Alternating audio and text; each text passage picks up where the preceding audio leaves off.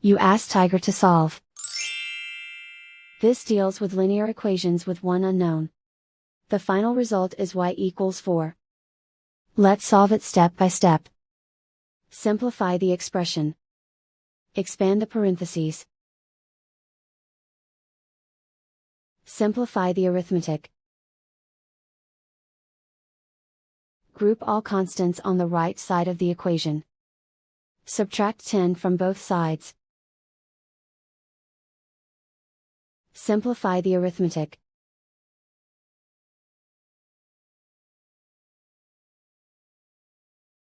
Isolate the y. Divide both sides by 10. Simplify the fraction.